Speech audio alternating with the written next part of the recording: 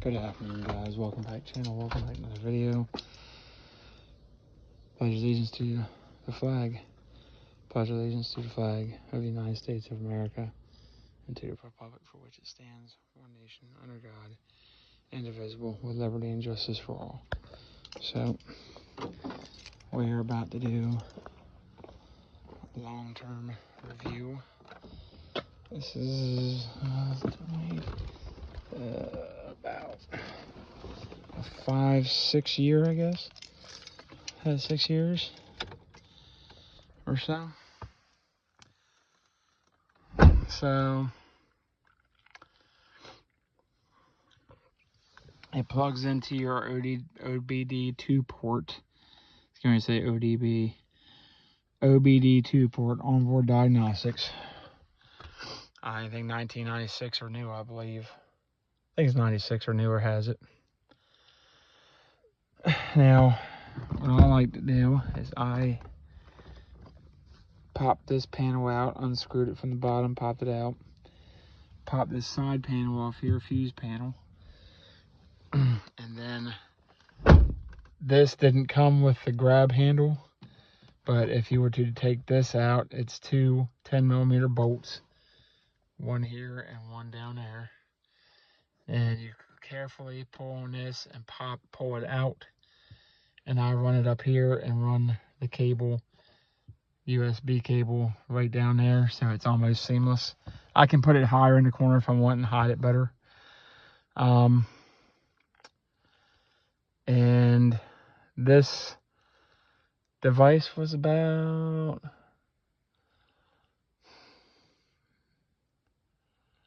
$850, $950, something like that.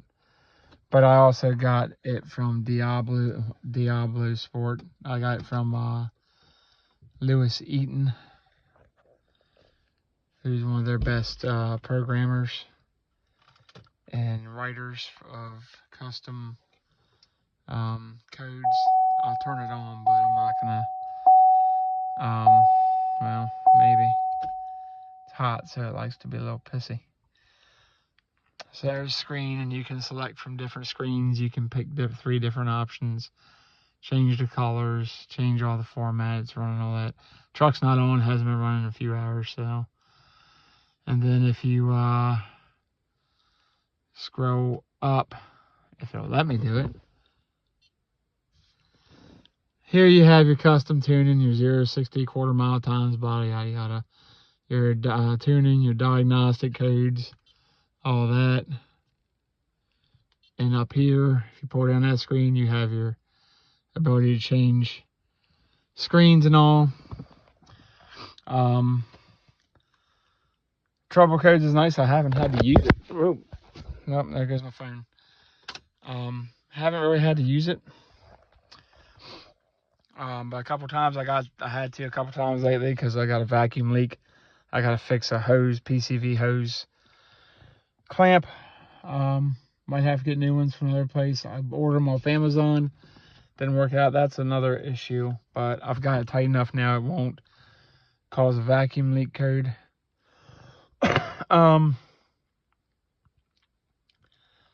If you have a modified exhaust intake like I do, you want to get the custom tuned. It tunes out AFM. You can adjust your parameters and stuff. I'll go into another video about all that. It's super hot right now. It's like mid-afternoon. It's super duper hot, so I'm not gonna be too much longer out here. I'm burning to death. I'm sweating my arse off. It's been good. I mean, I had one problem when I first got it, like 4 months after I got it. This screen went black. Couldn't do anything, couldn't mess with anything, couldn't do anything. Had to unplug it, send this module back. It might have been a week, maybe. Mike Lipsky and Lewis Eaton sent me a new one.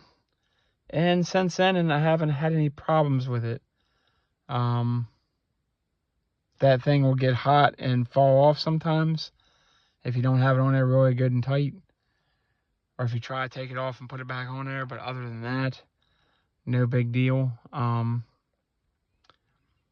And setting the parameters is easy, but it takes some power. So I'm going to turn my own powers off.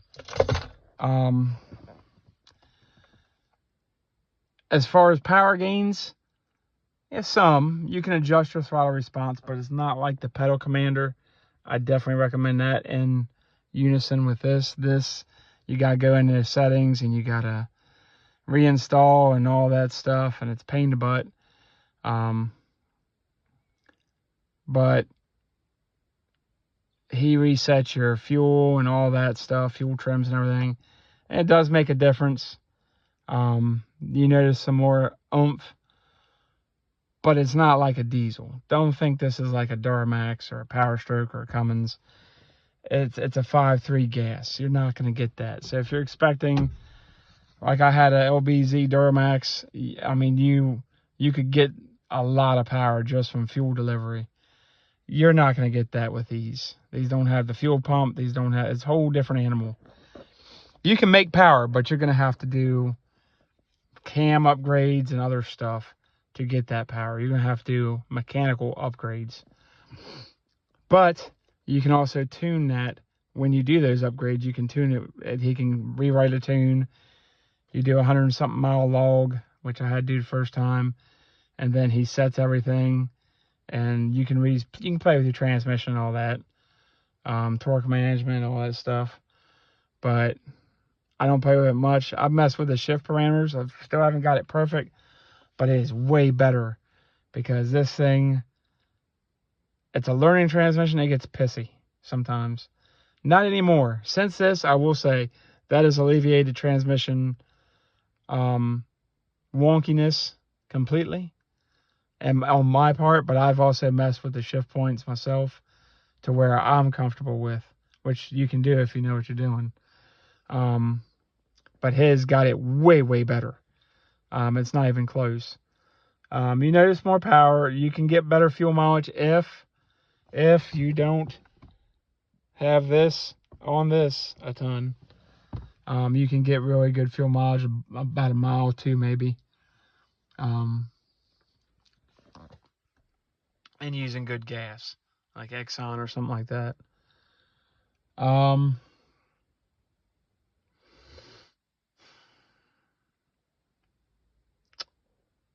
Trying to think. You can adjust your tire size, all this stuff.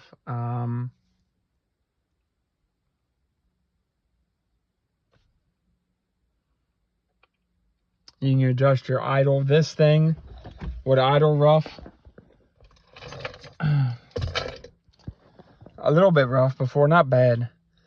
But it would sit around 450, 500 RPMs. Now I've got it up to 650 RPMs. And it's smooth. Minus some rumble from the exhaust. But that's the exhaust. And I like that kind of thing. Doesn't bother me. But at 650, these trucks seem to really love. That's their sweet spot on the K2XX platforms. Whether it's GMC, Chevy, whatever, 6.2, 5.3. Everybody I've seen on the forum has said that's the sweet spot. And that's what I agree, wholeheartedly. Yeah, but I would recommend. It's expensive, but you also have other options. HP tuners, Black Bear. Heard good things about them. You can adjust parameters yourself. If you don't know what you're doing with fuel and spark and all that, I wouldn't. But that's up to you. You want to destroy your engine or mess something up or cause a problem, go right ahead. I don't need to mess with it. The fuel, I don't have no reason to add. It's not a diesel. I have no reason to mess with the fuel or the spark or anything else. The timing on this thing's great and all. I'm not messing with that. He has it set perfectly. Adjusted a bit, but nothing major. And I feel no need to. The AFM's been tuned out since 6 months or so after I bought the truck. So, I do my oil changes every 3,000 to 5,000 miles, twice a year. AMSOIL, quality filter. Got the catch can 6 months to a year after I bought this truck. So Don't have to worry about coked oil on the intake valves. But I'll go into that in another video, guys.